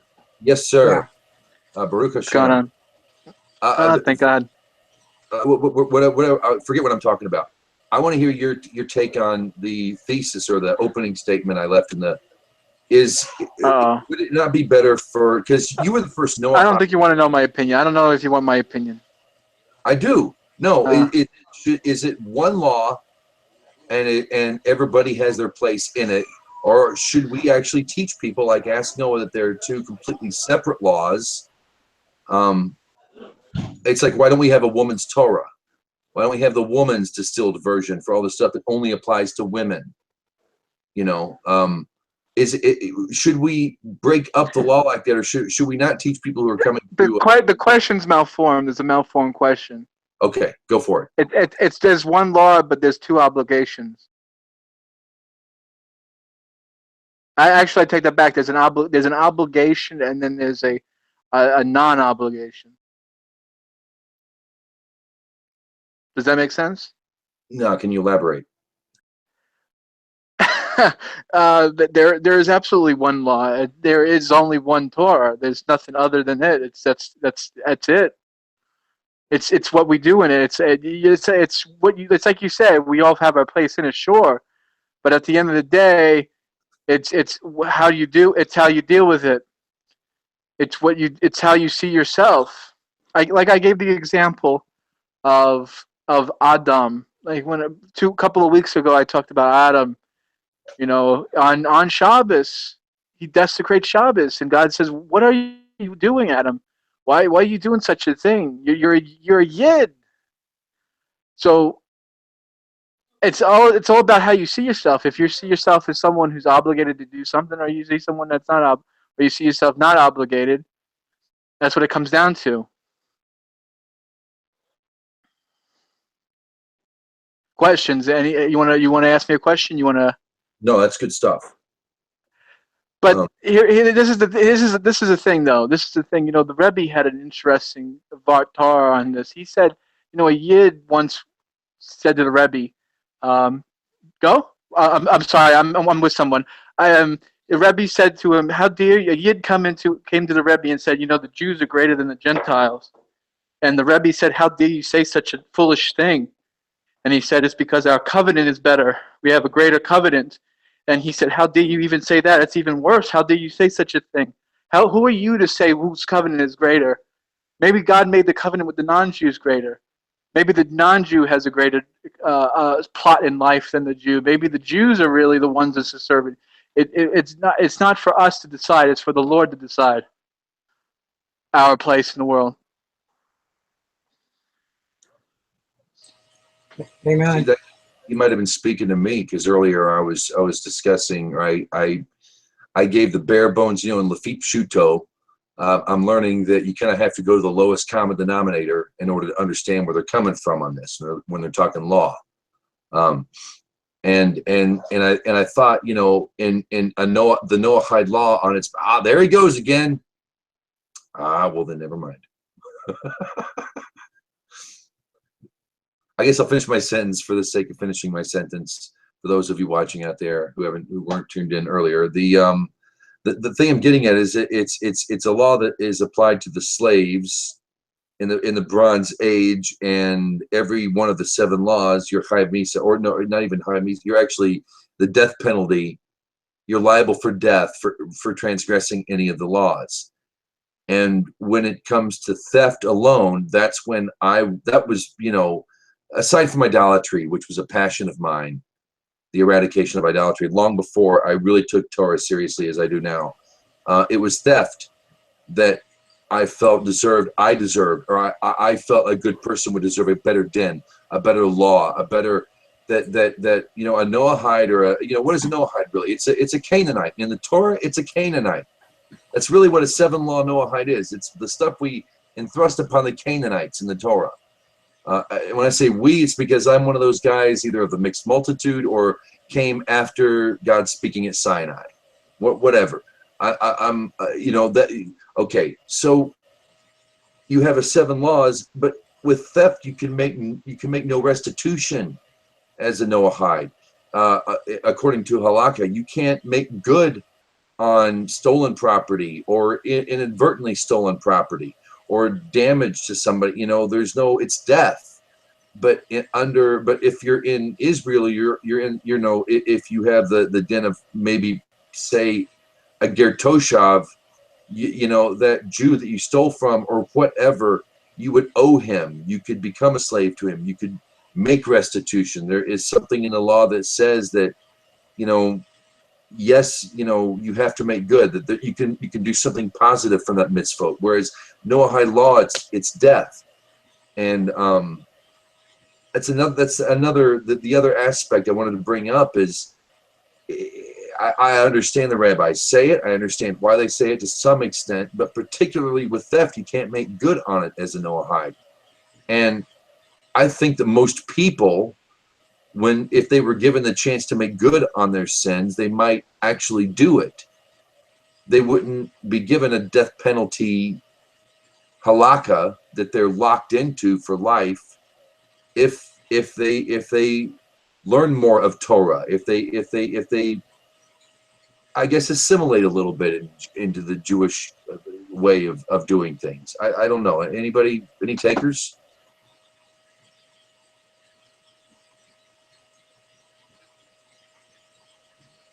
Depends on what the law of the land is where they're at.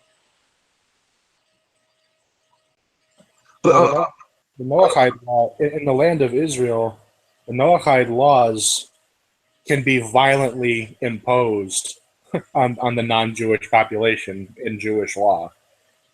It's not like a voluntary thing. Like you can literally, the Rambam talks about it pretty extensively. Actually, you can violently wage war against a city or a cluster of cities that has rejected the Noahide laws, and you can slaughter the inhabitants basically until they accept them.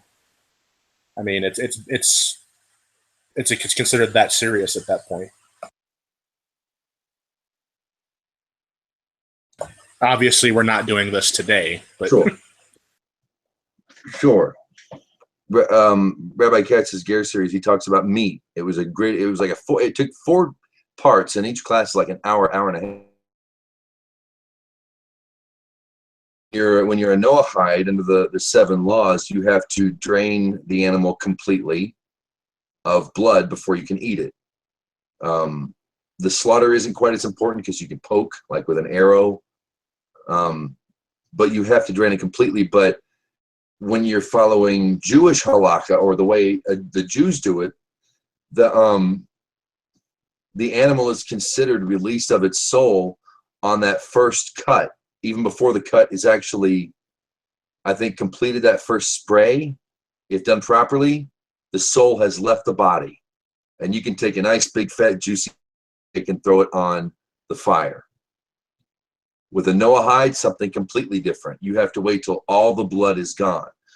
Okay, now using that as a guide, per se, to the comparison between the Noahide law and I guess you could say Jewish law or kashrut, kosher law.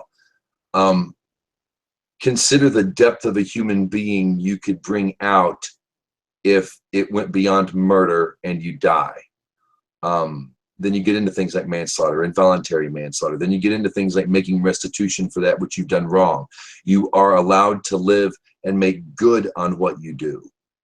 And I think that's far more attractive to non-Jews coming into this thing than it is to put up this wall that popular Noahidism. I think the Torah offers so much more to mankind. I'm not a priest. I read Leviticus anyway. You know, I'm not Jewish. I'm not, you know, a circumcised ger. I have not converted. I read the Passover Seder anyway, right? It's good for me. It really is good to learn it. It's good to keep it in mind. It's good to, when you look at the law, when I go out, I don't put cheese on my cheeseburgers anymore. I can eat a big, fat, juicy bacon cheeseburger all day if I want to. I don't. I will, if we have company over and they want cheese, I'll have the cheese separate. And I'll make sure the meat, because I always let meat cool on a tilted pan for good reason. That's another, but then it would be a cold piece of meat per se, at least not right off the grill, and a cold piece of cheese.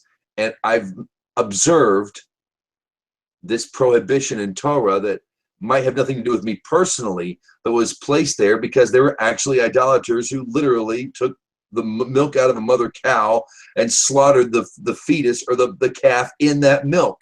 That it was a real thing. They used to do that shiznat back in the day. You know, gross, ick, yuck. That's idolatry. It's not because meat and cheese is bad for you, which is probably not good for you, but but when I do this, when I grill my burgers and I don't have the cheese on there and I let the burgers cool and then present the cheese, I've made an observance of something far greater than being Noahide.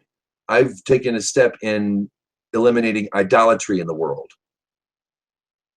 and influencing other people in an idolatrous practice they probably wouldn't be aware of, but you know they're not guilty of it either. And so there's so much more that God provides for the world, I think, in Torah, than you can ever get by selling. What's that mean? I keep 7 laws. There's no God in that. There's no God in the 7 laws. There's none. Yes, God commanded them. He's not in them. You don't have to quote unquote believe. I do this just for the Carlin fans out there. Believe in God. You don't have to believe. You don't have to pray. You don't have to talk to God. But what a better place the world would be when we do. We shouldn't limit a human to a 7 laws. That should be page 1. You move on. If you've got a problem with idolatry, which I think out of all the laws, 9 times out of 10, that's going to be the one that's going to be harder for a lot of people to grasp. We can talk. That's why I think we've been selling 7 laws and it's worked. But I think that should be on the other side of the dungeon master screen.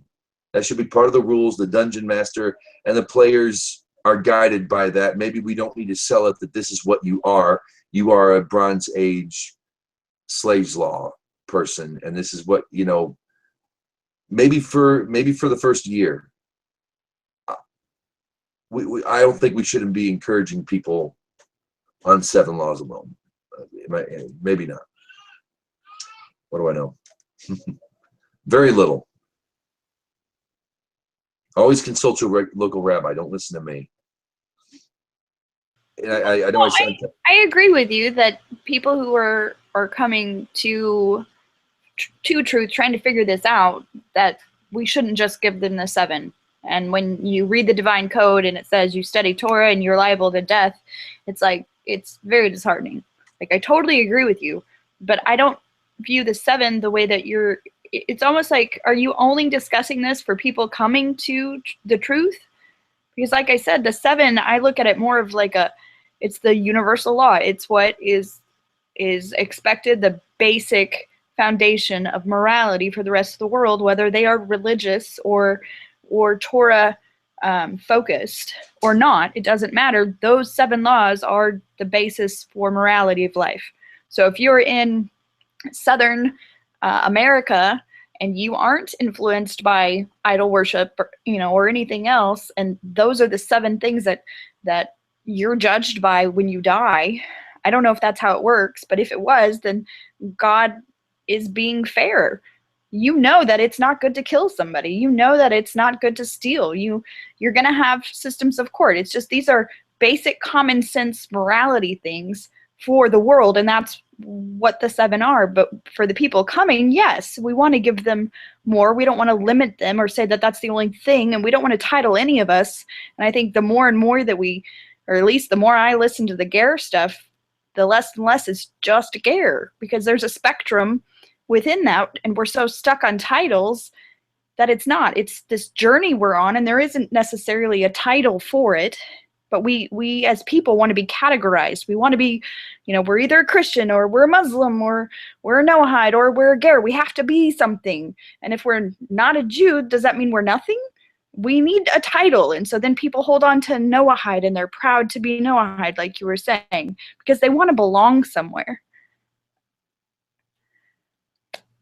My point is just the 7 is a basis of morality for the world to be judged on, regardless of what information they've been exposed to from Torah. And the people that are coming out of idolatry, out of different religions, seeking truth, should have access to more than the 7. They shouldn't just be limited. I agree with you that that's limiting. It's not right. It's not fair to those people that are seeking after Hashem. You brought up something really, really good. And this is why I wanted the witchcraft, and why I wanted it to be public. One thing I wanted to bring up when it comes to witchcraft, I don't know if anybody's guilty of witchcraft. One could be under the influence of witchcraft.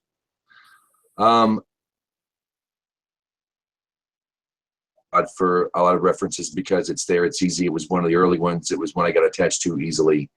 But an idea is you go to Hilchos Malokim, or how do they say it here? It's Malachim Il Milchamot, chapter 10. And their translation, 9. Here's 9. Okay. A Gentile who studies the Torah is obligated to die. Chayei Misa. They should not be involved in the study. They should only be involved in the study of their 7 mitzvot. Similarly, a Gentile who rests, and you read this in 9. You go down here to 10, right next door to it, right? We should not prevent a Gentile who desires to perform one of Torah's mitzvot in order to receive reward from doing so, provided he performs them as required. If he brings an animal to be offered as our sacrifice as a burnt offering, we would receive it. Now, just think about that for a second. For a Gentile to even study the Torah, to know what a mitzvah is, he's obligated to die. You go down here to 10, we should not prevent a Gentile who desires to perform one of the Torah's mitzvot. Okay, and you'll notice a lot of these people love the word Gentile. They love the word Gentile. They almost get off on it. It's weird. They love Gentile. And we see this translation here. You go up to 9, and it will say, let me see if I can find it here. You want me to? What are we discussing? I apologize. I'm back. I actually had to come home real quick. I teach Torah to kids now, and so I was in the middle of class. It's over. I apologize. I'm back now. Yay! Congratulations. Yeah, it's a nice little thing. It was the I'm at Hilchos Malokim, but I'm on the it's Malachim, and this is different than Rabbi Katz. So the question is, why do we kill Goyim who study Torah? No, it's a Gentile who studies Torah is obligated to die. On 9, we go down to 10. We should not prevent a Gentile who desires to perform. He doesn't use the word Gentile. He doesn't use the word non-Jew. He uses Ben Noach. Okay. That's what I think. This is, that's what it says in 10. But the Ben Noah, we should not prevent a Ben Noach. And up here, it's not Goyim. Let me see what he says here.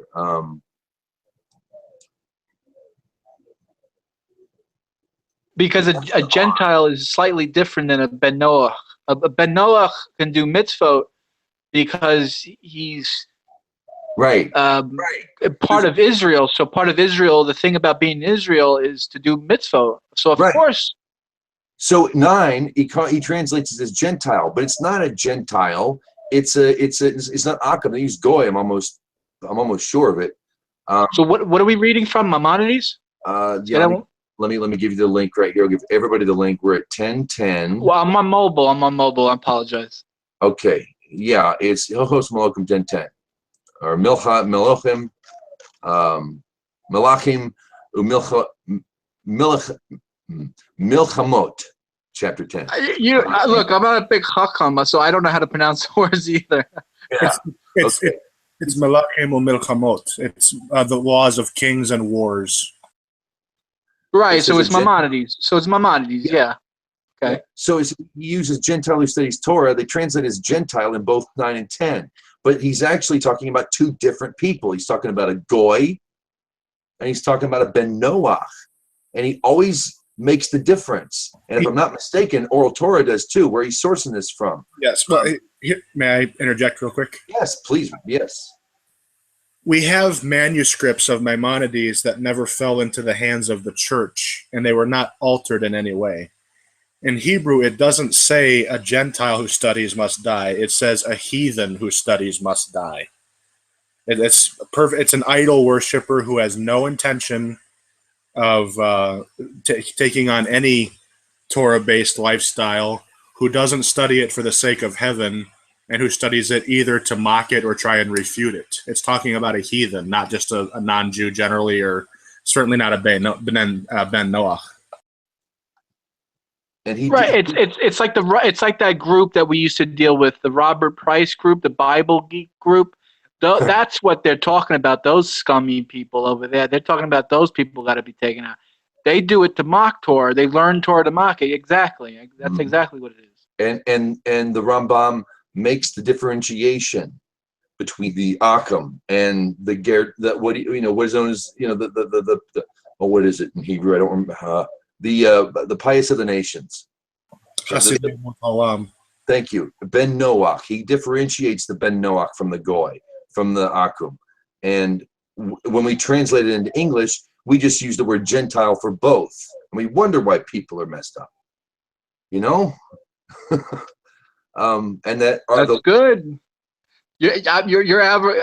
I agree. We should ditch English. We should get rid of English. or at least use the Hebrew. It's like, what was a great question a rabbi said to me? He was, what's the Hebrew word for matzah, or what's the English word for matzah? And of course, all us English-speaking dudes were like really quiet, because we couldn't think of a word. There is no word for matzah. Is matzah. There's no other word for it. It means its own thing. It's unique. Unleavened bread. That's 2 words. But yeah. Oh, bread. A tortilla is unleavened bread. Is that matzah? Cracker. Matzah used to be soft, so it's possible that's maybe the way it looked like originally. Yeah, like I don't know. I'm guessing. I'm just taking a guess there. The matzah that most Jews eat today for Passover is not what matzah looked like 100 years ago and before. It's actually very, very different. Isn't it closer to pita? It basically is pita. It's soft. It's called soft matzah. It's very hard to get in the States, but that's what I use here for my observances. I do like. I prefer not to eat what I call the indigestion cracker for a week. So we can use our wheat tortilla then, right? As long as there's no leaven in it. If you're observing no leaven. Gotcha. I want to thank everybody for being a good sport. I picked a controversial topic knowing it was controversial and presented it in somewhat of a controversial way. It put seats in the attendance. Put asses in the seats. I mean, put a little bit of that. Yeah, put asses in the seats. Take it from a show business guy. Half of the work in show business isn't the show; it's getting asses in the seats. Once you get that happening, the rest of it's a little easier than you might think. But maybe it did. But I think it needs to be brought out when so many people who are really are intelligent, and I think maybe even might mean well to some degree, can take something that's to bring the world together and create such a division, particularly between Noahide and Noahide, and then the Noahide and the Jew, and I know the struggle well because I've run twice in my life where I'm not going to deal with this. God, Jews, stiff-necked people, they bunch of, I just can't stand them and their politics. Jews and politics, I can't handle it. How can they, I'm not going to deal with this anymore. I'm an American. I want to stick to my libertarianism, yada, yada, yada, yada, yada. I've been there twice in my life, but 2 times I can remember distinctly when I literally ran away. And I've learned through experience now, I'm over 40, so I think I can talk with some authority in life to some degree, that, yeah, it's much better to have a nice welcome mat than it is to differentiate between. It's no, we're not Jews. Great, we're not. That's fine. But I really think more people are looking for kung fu than they are looking for,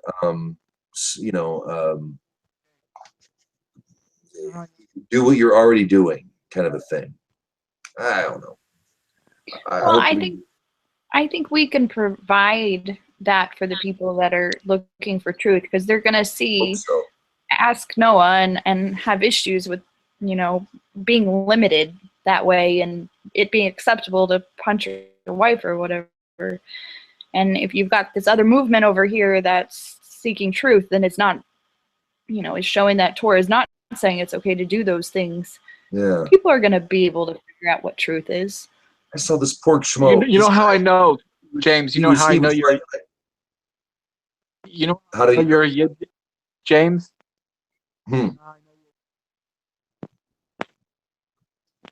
Okay. You there? You're clicking. There you are. Go ahead. How do I know that I'm what? You know, a Yid. You know why I know you're a Yid? Why? Because you care more about Gentiles than you do Jews. You care so much that they have a law. You care so much about differentiating who they are and how to make elevate them and make them holy and bring them to the Lord and find their place in Torah. And we're live, dude. I don't need to be crying on camera. Don't be saying that. What does the word Yid mean? Sorry to interrupt. Yid is Yiddish for Jew. Yeah. Yiddish literally means Jewish in Yiddish. Yay! So you said you know why James is Jewish? I got a Jewish heart. I've been told that before. I think he was a joke. Well, it hit me right where it needed to. So, Oh, yeah, don't get all mushy on me. I don't need that. One of the things I do, I go out to places. And I try to bring Yids back, back to Judaism. And one thing I do is like, you want to light like for Hanukkah, I would say you want candles. I go out and I give people Jews, menorah and some candles. You want to, for free. Chabad donates them, gives them out. And when people walk by, and sometimes I'll make like a comment, he's not a Yid anyway, and they get, what are you? Who are you to say I'm not a Yid? Yeah, I'll take the menorah and candles. Yeah, I'm a Yid, and it brings it out of them. It like ignites their neshama. I mean, it does something. That's awesome. And they'll take the menorah and candles and do a mitzvah. They do it. Like it's something that I don't know where it comes from. I wish I knew.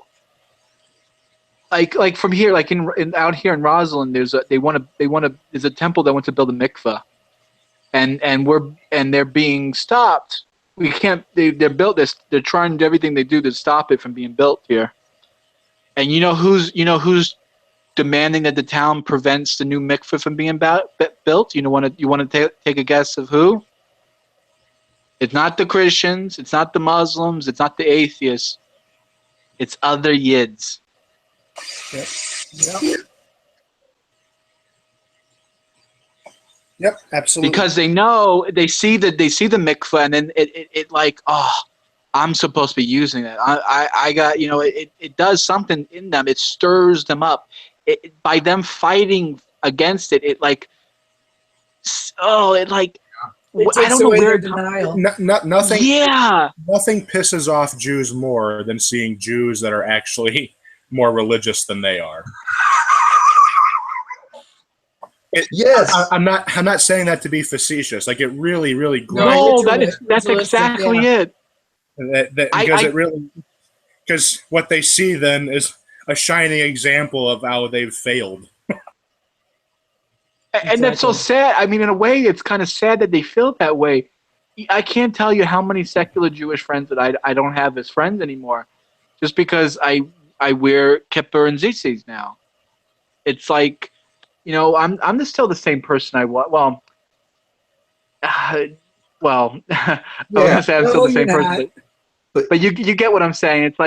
It's like you're like the meat. It's like you dehumanize me in a way. It's like no. It's like I'm not. Whatever. I don't know. It's something else. I wish I knew where it came from. That goes back. He just said what I said earlier. Go ahead, Gav. No, what you're doing is you're offending their sense of identity. You're like, oh, I'm a Jew. I'm a proud Jew. But here are these Jews that are actually doing Jewish stuff, and it's making me feel inadequate, and that's exactly what it does. It is what it is, and God willing, everything will work out. And I just want to ask, James, did we fix you? Did we put you in your place, and everything's okay now?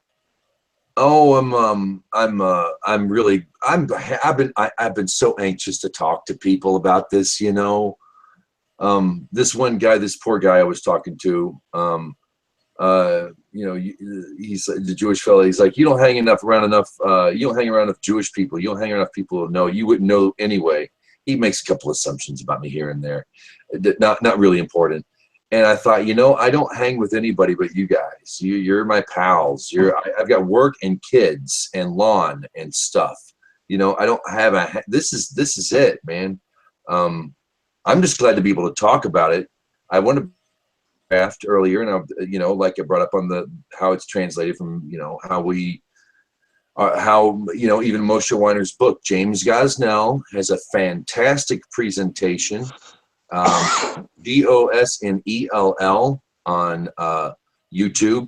James Gosnell has an incredible presentation of the word Gentile and why we should stop using it, and breaks down some stuff about how when God will say the Akam or the Goyim, or how it's when the oral Torah will say the Akam or Goyim, and it will be translated to Ben Noach, or Gentile. To be fair, the word Gentiles is actually a Gentile term. Ugh. Gentile it's supposed to mean gentle. When you say gentlemen, ladies and gentlemen, you're saying Gentile man. You're saying because it's supposed to be the opposite of being a yid, a stiff-necked, stubborn person, a hard, stubborn, mean you're like soft and gentle and kind. That's what it comes from. That's what the meaning of the word comes from. Okay, John, there's one thing. You asked, did you fix me? Okay, I'm not fixable. Look at me, I'm stupid. But I want to get your take on that. That's more proof that there's a Lord, but go ahead. And Gav's kind of set us straight with things, but in your opinion, when people are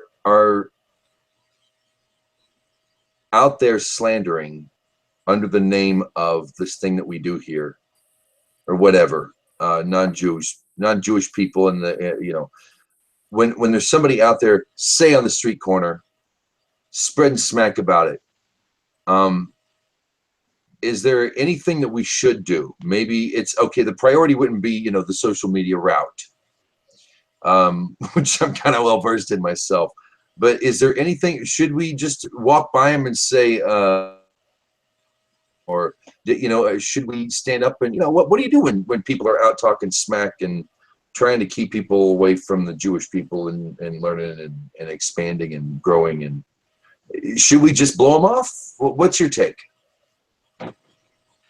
The sages in the Talmud have a beautiful statement. They say, God created your fingers in shapes of pegs, so when people speak Lashon Hara, you have something to stick in your ears.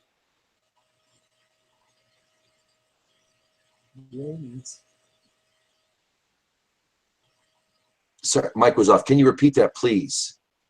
So the Talmud. So who I forget who it says. I think it was Rabbi Akiva.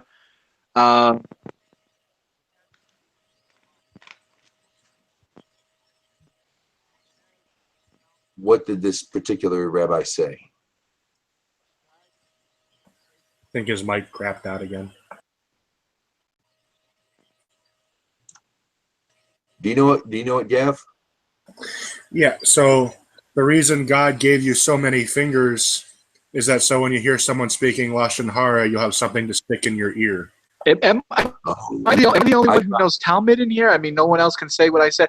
So Rabbi Akiva, I think it was, I don't remember which particular rabbi it was, but he said that God created your fingers as pegs, so when people speak Lashon Hara, you can stick them in your eardrums.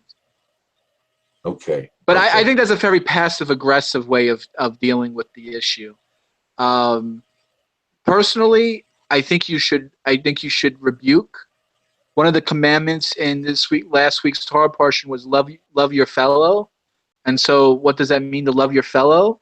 So the sages say the mitzvah to do the mitzvah is to rebuke a person.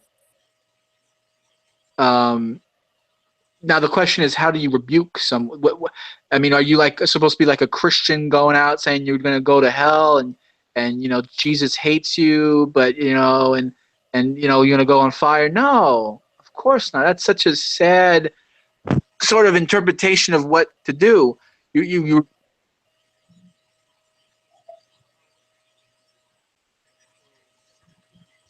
Lost John.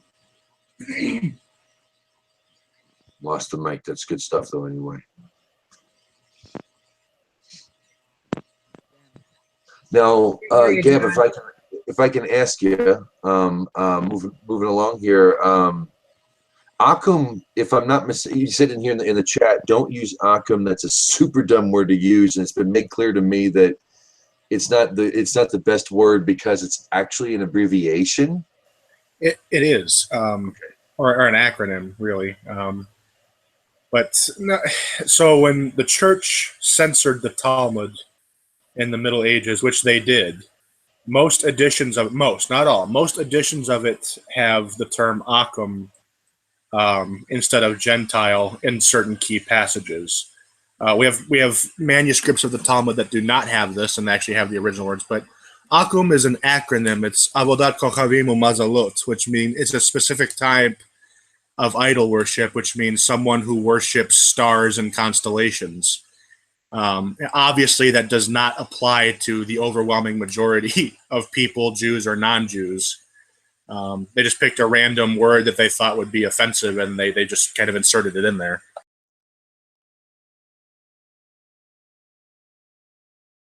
Cool. So we're not supposed to consult our local astrologist. Got it. Right. Yeah. If you couldn't figure that out, I couldn't help you. There is kosher astrology, but it's nothing like what we get in the newspaper right here. There is no kosher. At one time. No? Okay. There was a one time I hear that prior to the flood where it was instinctive that man could look up into the heavens, and with what he would see, he would be he could see the world. That it was almost instinctive. Of course, it was perverted early on. It didn't last too long, but there was a time when what would descend from the heavens could be correctly interpreted by man, just on a level of being a son of Adam, but not what we get today. No. We're going to end the live portion. I want to thank everybody here.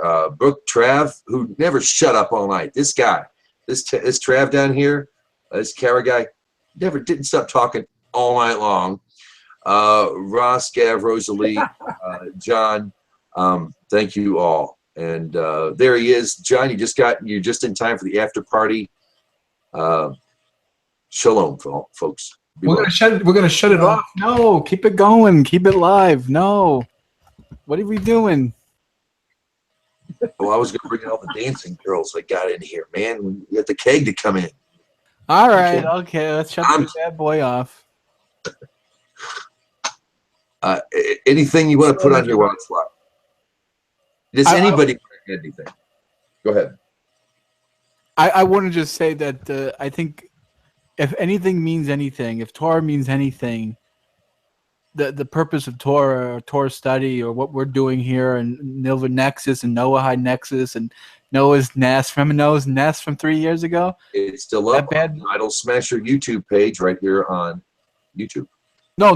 Well, Noah's Nest was the thing Reuven was doing 3 years ago.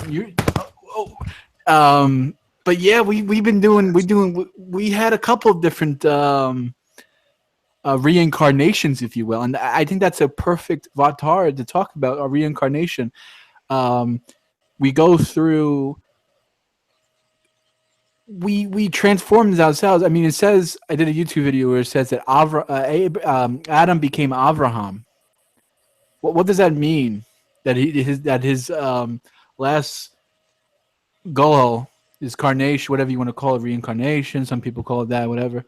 Was Abraham, because we all have a purpose in life. We're all supposed to get better, right? That's the purpose, is from going from less place to a higher place, right? What we see ourselves today is nothing compared to what we see ourselves from a month ago, right? We see ourselves as like, wow, I was such a wretched person a month ago, and a year ago, man, I was even filthier, right? What we see ourselves, we always strive to be better, right?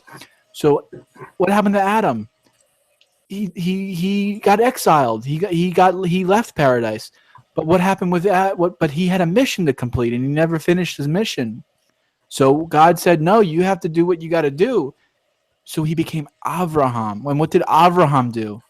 Avraham brought himself from a low place, and he made Aliyah. He went to Israel. He went back to the Garden of Eden, Jerusalem, right? He accomplished what he set out to do. So that's what I would think the purpose of everyone in this room here. All our goals is to accomplish what we have to do.